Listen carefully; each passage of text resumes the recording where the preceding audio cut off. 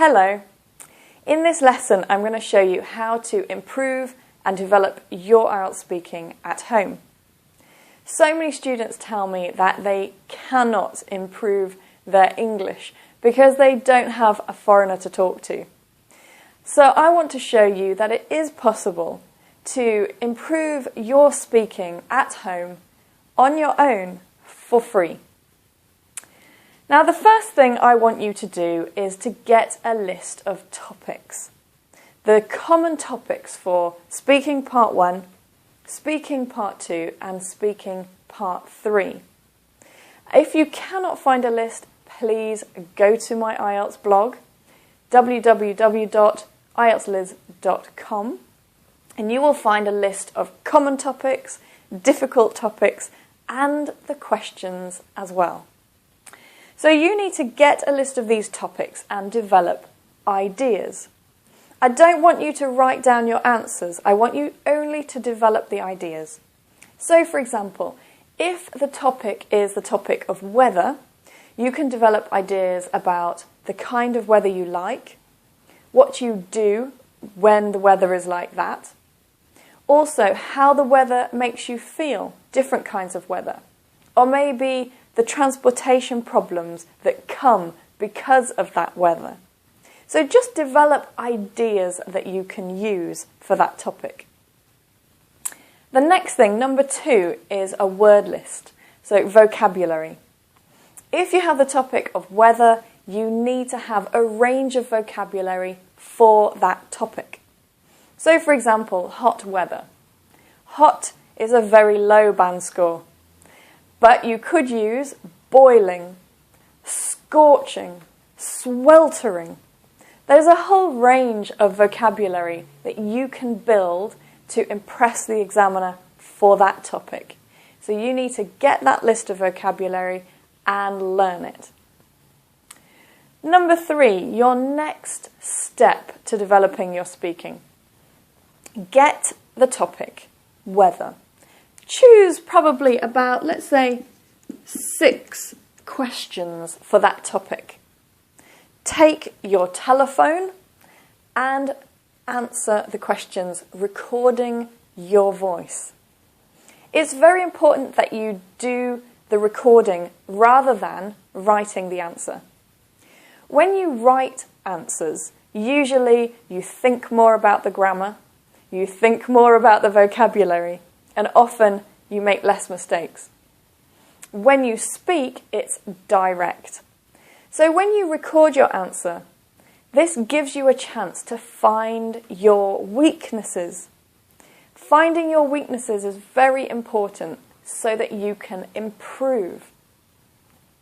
So you need to record your answers to those questions on your phone. After that, I want you to listen to your answers. Listen and check. Now, there are 4 things that I want you to check for. I want you to check for fluency, vocabulary, grammar, and pronunciation. This is what the examiner will check you on. Now, each one in the exam is 25% of your marks. So they're all equal, they are all very important. And the examiner is going to check your answer for each one. Now let's have a look at what you need to check for each one. Fluency. What does that mean? Well, the first thing that you need to check is the length of your answer. Did you give a very short answer, or could you develop it a little bit more? When you develop your answer a little bit more, that is a higher band score. You're offering the examiner more language, but you're showing the ability to speak fluently. So develop your answer more, higher band score. Another thing that you can check for your fluency is how many times you say These are hesitations, and we don't want hesitations in our answer. So you need to check how many that you have. If you have a lot, that's a problem, I'm afraid. And you need to find a way to practice more so that you get rid of the ums and ers. So we've got the length of answer and the ums and ers. Another thing that you can check for fluency is how many times you are silent. Often when students start speaking, they can't remember what they want to say and suddenly they stop. It is not good to stop and be silent in the middle of your answer. You need to fill it. You need to keep speaking naturally with a good flow, and that will give you a good band score. So those are 3 things that you can check in your answer for your fluency. Now the next thing is vocabulary. What do we need to check in the vocabulary for your answer? Well, obviously the first thing is the range. And the range means how many different words are you using. I'll give you an example. So, paraphrasing. Are you repeating the same words again and again, or are you using different words to describe the same thing? So again, we use the example of hot. You could say boiling, scorching, sweltering. Those are 3 different words that we can use for the meaning of hot. So you need to show a good range of vocabulary. That's from your word list.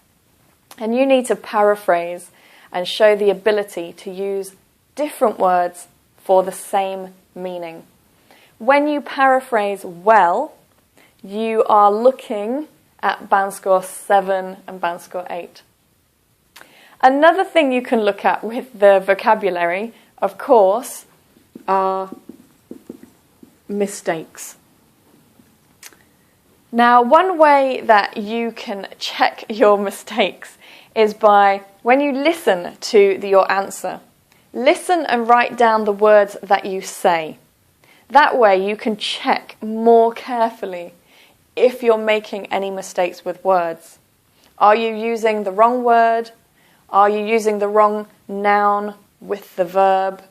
What problems do you have? So check that in your answer. Another thing to look at, of course, grammar.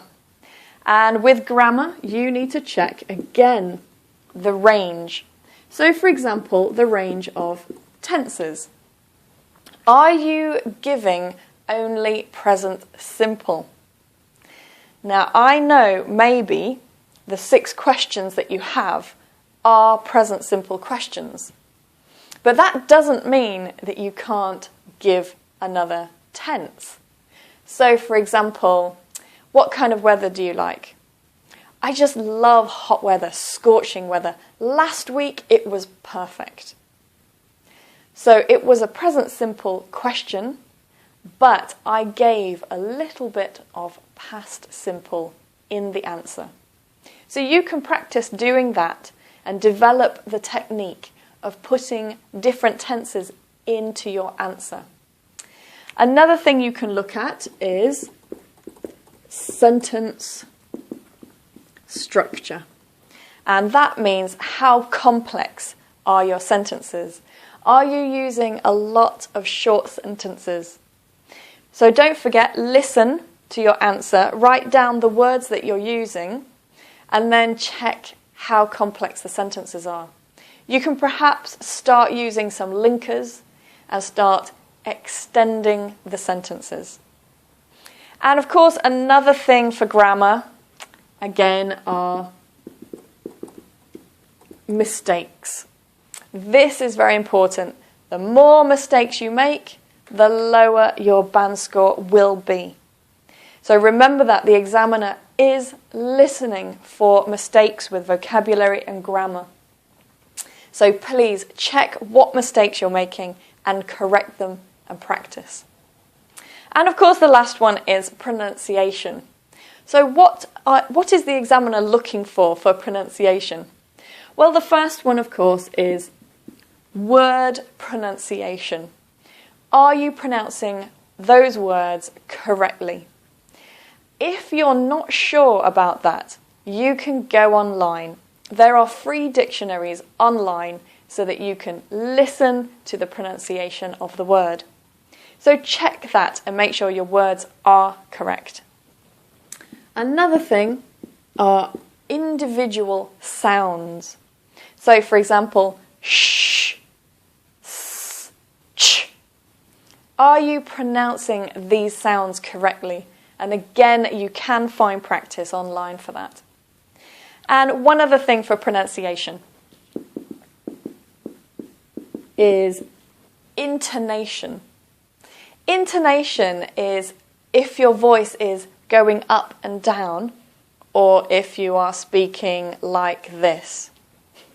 If you're speaking very flat, this is not good for your band score. You need to learn to use intonation in your voice. We often use intonation to make something more interesting or to show when something is important. So you can practice that at home and try to improve it.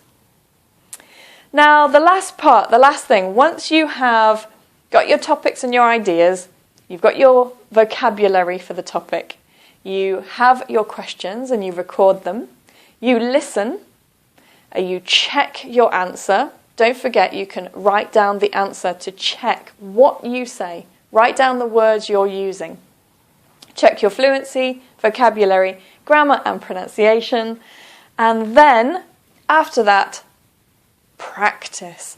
Practice and practice. Find your weakness. Get rid of your weakness. Improve your strengths. And you can practice and record again. Don't forget to keep recording your voice. Keep recording your answers. Get used to that. I know it can feel uncomfortable to sit in a room alone and record, but really it's good practice. You need to do it. Right, well, that's all for this lesson. I really hope that you practice this at home.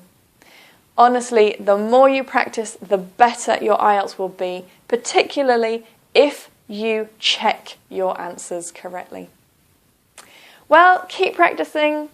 Good luck, and I'll see you in another IELTS lesson.